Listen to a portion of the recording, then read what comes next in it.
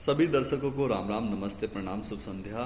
लंका पर विजय प्राप्त करने के बाद प्रभु श्री राम जी जब अयोध्या वापस लौटे थे तो वहाँ की जनता ने मिट्टी के, चांदी के, सोने के, जो भी उस समय धातु रही होगी, या मिट्टी के दिए जला के घी तेल से उनके आगमन पर खूब उत्सव और खुशी मनाई थी।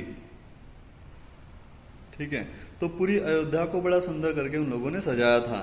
और हम लोग क्या कर रहे हैं, दीपावली से 4-5 दिन पहले ही अपनी लड़ी झालर वो ढूंढ के रख लेते हैं, जो भी करते हैं, रंग बिरंगी लाइटें लगाते हैं, अपने अमीर होने के प्रमाण दिखाते हैं।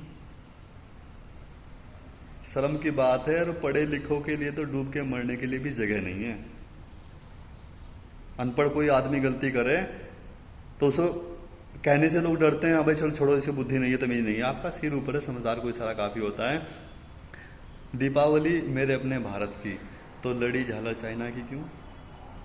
एक विदेशी कंपनी से लड़े क्रांतिकारी, तुम्हें नहीं पता, तुम उस कुर्बानी का क्या पता होगा।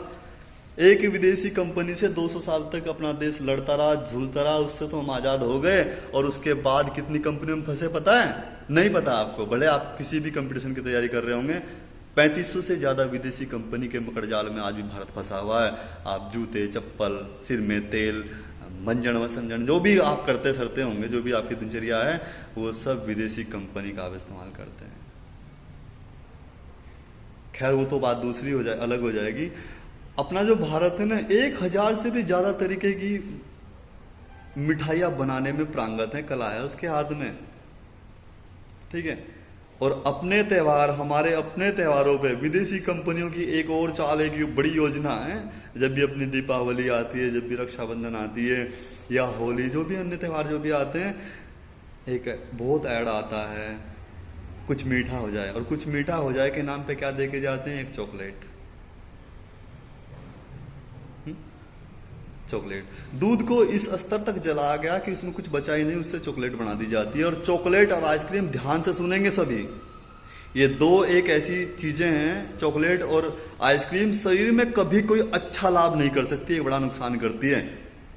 चॉकलेट और आइसक्रीम आदमी को उत्तेजक बनाती है, और जब आदमी में उत्तेजना जागती है ना, तो उसको पाप और पुण्य का अंतर नहीं पता होता है, रिश्ते नातों का भी अंतर नहीं पता होता है जब इंसान उत्तेजक होता है। खैर ये विषय दूसरा हो जाएगा। तो मैं ये कह रहा था आपसे कि जब उत्सव ये दीपों का है, तो दीप जला के ही अपनी दीपावली आप मनाएं। छोटे छोटे जो अपने उद्योग, जिनके जो कुम्हार लोग हैं बेचारे, दिए बना रहे थे, वो मिट्टी के घड़े हांडी जो भी बनते हैं, वो सब बना के बैठे कल्पनाओं में जी रहे हैं कि दीपावली आएगी, सब सामान निकल जाएंगे, इतने घर में पैसे आएंगे, मैं अपना ये काम कर लूंगा जो भी है। मगर आपने तो 4-5 दिन पहले तैयारी शुरू कर दी, वो झाला वाला कहाँ कैसे टंगनी है, उसमें बिजली का भी खर्चा होता है। देखिए दीपों की एक अलग वैज्ञानिक तथ्य है उसका। इन दिनों बरसात समाप्त हो जाती है, और बरसात समाप्त होने के बाद बैक्टीरिया, जो जितने भी कीट होते हैं ना, और जो हम दीपक जलाते हैं उसकी लोग ही परिक्रमा करते हैं, वो उसके आसपास मंडराते हैं। और सुबह आप देखेंगे एक दिए में आपको 8 से 10, 20 कीट पतंगे मर के, डूब के मर जाते हैं। ये भी उसका एक लॉजिक है कि आपकी लड़ी झालर नहीं मारने वाली, उसको नुकसान वो करने वाली। दीपों की एक अलग उष्मा होती है, वो लड़ी झालर की नहीं होती है। उसके लिए तो आप इधर उधर बल्ब लगाएंगे, बोर्ड लगाएंगे, तब उसकी आप व्यवस्था करेंगे। हैं? कई रेलिंग पे चढ़ेंगे, कई छत पे चढ़ेंगे, वहां से गिरने के भी इतने मामले आएंगे कि वो रेलिंग पे चढ़ रहा था, वहां से गिर के मर गया, हाथ टूट गया, पैर टूट गया। समझदार कोई सारा काफी। मेरा उद्देश्य किसी की आस्था को या किसी की भावनाओं को आहत पहुंचाना बिल्कुल नहीं है। दीपों का उत्सव है तो दीप जला के ही मनाएं। और इस बार बड़े उत्साह के साथ में अपने सब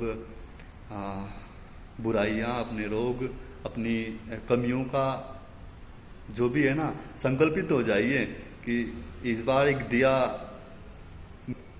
बार जो दिया मेरी ये सब कमी दूर, मैं आज से व्रत लेता हूँ या लेती हूँ या संकल्पित होता हूँ, आज से एक बुराई खत्म मेरी। तो ईश्वर आपके सारे ऐसे दुख सब हर लेंगे। केवल देह से नहीं पवित्र होना है, दिमाग से भी होना है भाई। खैर इतना काफी है समझदार के लिए। और आप सब बुद्धिजीवी हैं, परमात्मा ने सिर ऊपर दिया है, तो इशारा काफी होगा। खुश रहो।